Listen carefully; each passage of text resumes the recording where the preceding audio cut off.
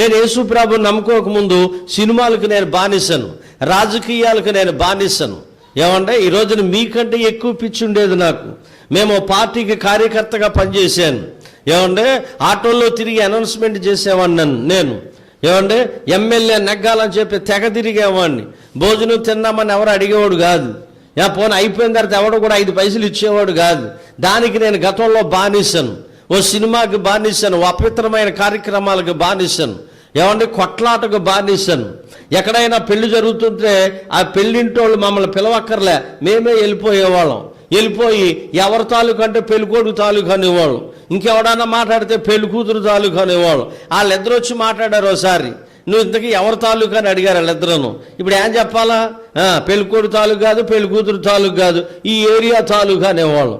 మాట్లాడితే దెబ్బలాట ఆడుకునేవాళ్ళం. ఏమండి కిల్లి గజ్జాలు అంటారు చూసారా, అలాంటి టైప్ అన్నమాట. అదో సరదా, దానికి నేను బానిసను. కానీ దేవుడు నన్ను ఏం చేశాడు? విడిపించాడు.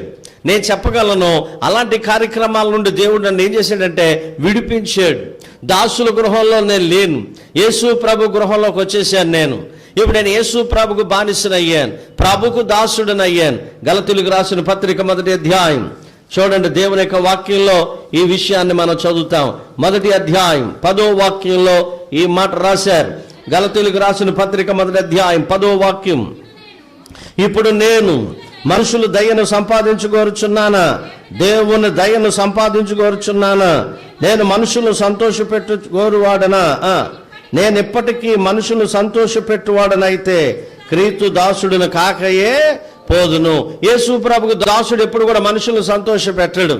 నిజమైన డాక్టర్ పేషెంట్ని సంతోష పెట్టాడు. అమ్మా నీ కడుపులో 30 కేజీలు కంతుంది, ఆపరేషన్ చేయాల్సిందే ఖచ్చితంగా చెప్తాడు. అంతేగాని పేషెంట్ని సంతోష పెట్టడానికి మందుల ద్వారా కరిగిపోద్దని చెప్పడం, అలాగన్నాడంటే ఆడు నిజమైన డాక్టర్ కాదు. అలాగే విశ్వాసులు ఎప్పుడు కూడా దైవజనుడు సంతోష పెట్టాడు. అందుకని మేలు కోరే స్నేహితుడు ఏం చేస్తాడట? గాయము చేస్తాడని ఉంది. ఎనీహౌ ఏది ఏమైనా బానిస జీవితాన్ని జీవిస్తున్న మనల్ని, ఏమంటే అపవిత్రంగా జీవిస్తున్న మనల్ని, కామకత్వంలో జీవిస్తున్న మనల్ని, బానిస బతుకుతున్న మనల్ని చెప్పండి, యేసయ్య తన రక్తం ఇచ్చి మనల్ని ఏం చేశాడట? వెలుపలకు తీసుకొచ్చాడు. మీరు చెప్పండి, మీరు వెలుపులకు వచ్చేసారా? ఇంకా లేకపోతే చీకట్లోనే ఉన్నారా?